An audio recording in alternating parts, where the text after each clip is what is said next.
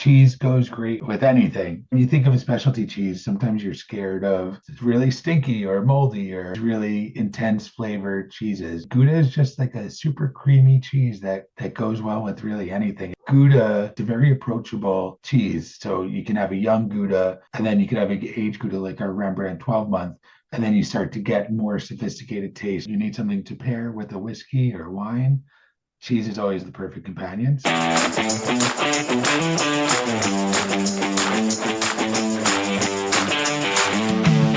Welcome back to Flavor Report, part of dailyovation.com. My name is Joe Winger. Today we are visiting the world of cheese. Josh Rosen, the brand manager from FrieslandCampina Consumer Dairy. Josh, thank you for joining us today. Thanks for having me. Absolutely. We're going to talk all about the Winter Fancy Fair that happened in San Diego recently. But to start off, you're talking to an audience today of foodies, of whiskey and wine collectors. So, what is your biggest message to share with that audience today?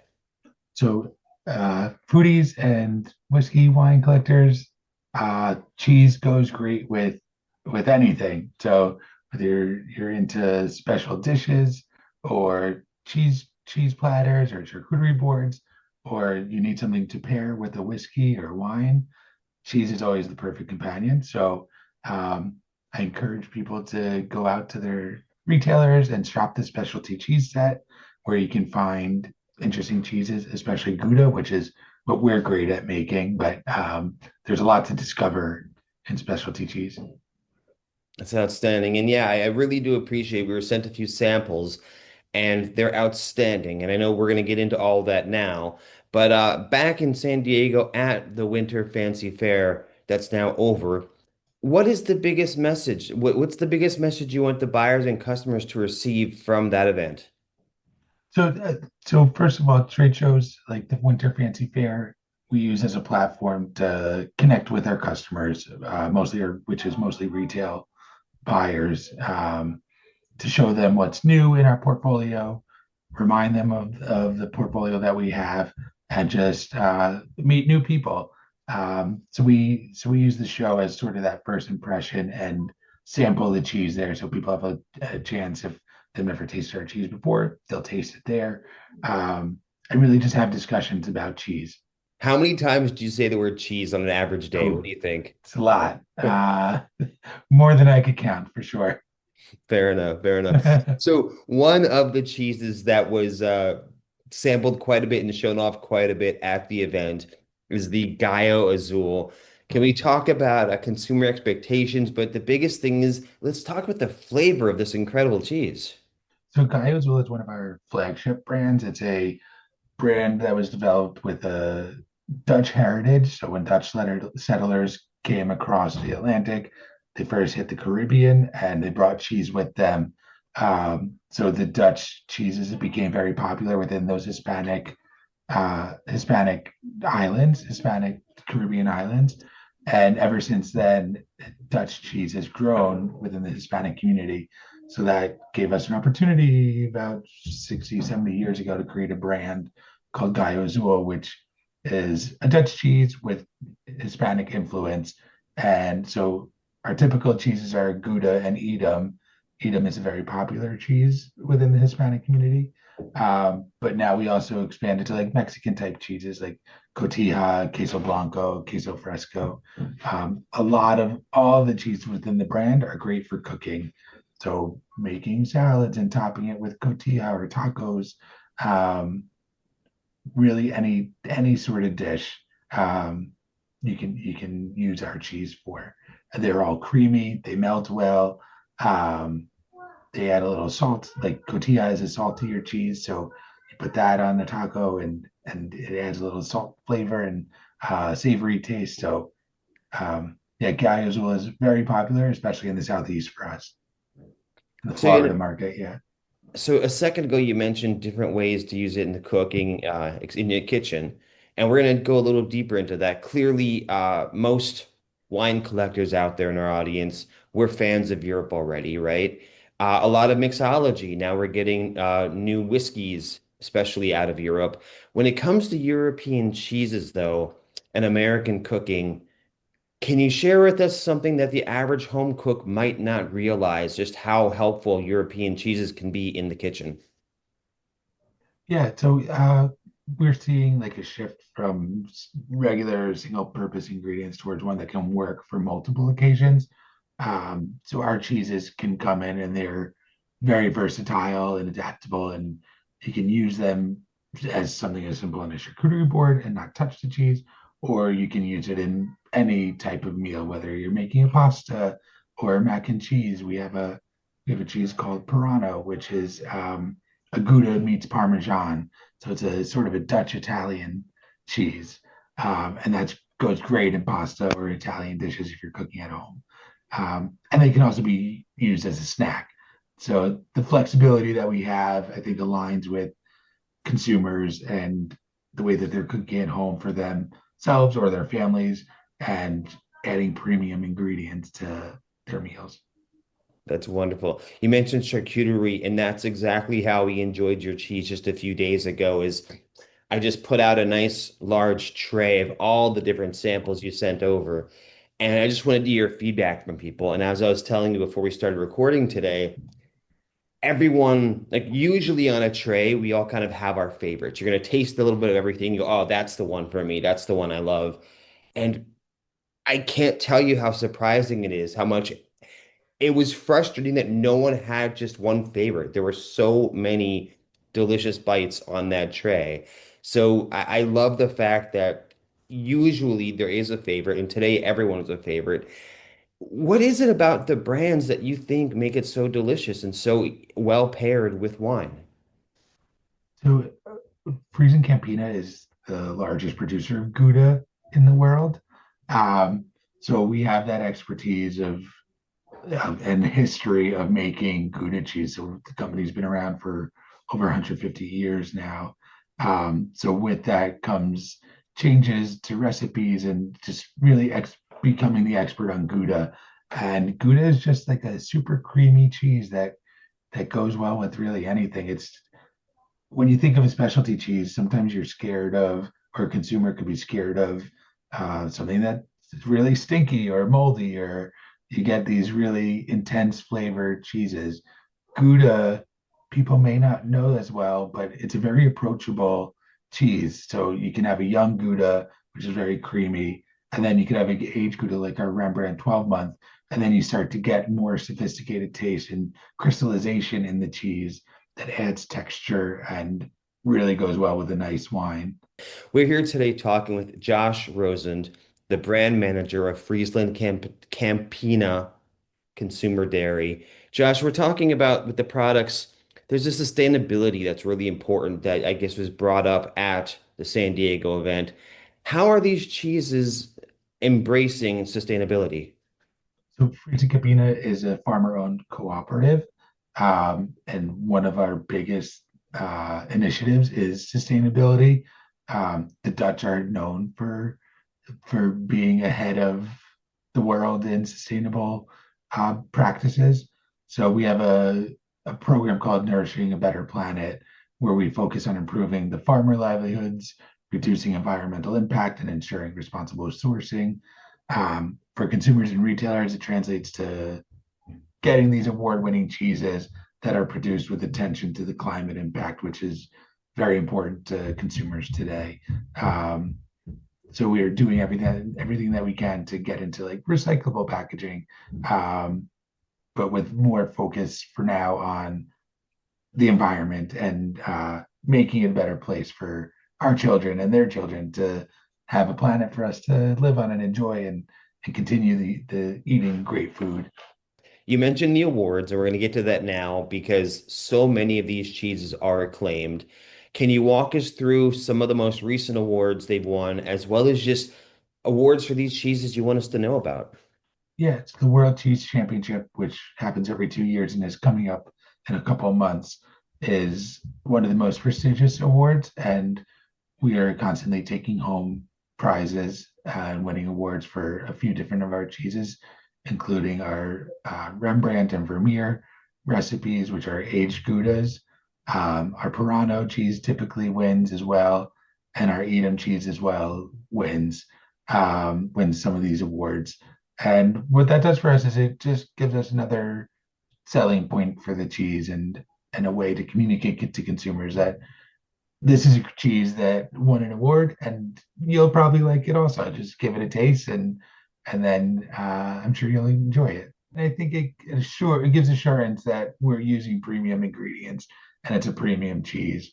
We were talking earlier, premium process, premium ingredients, premium cheese.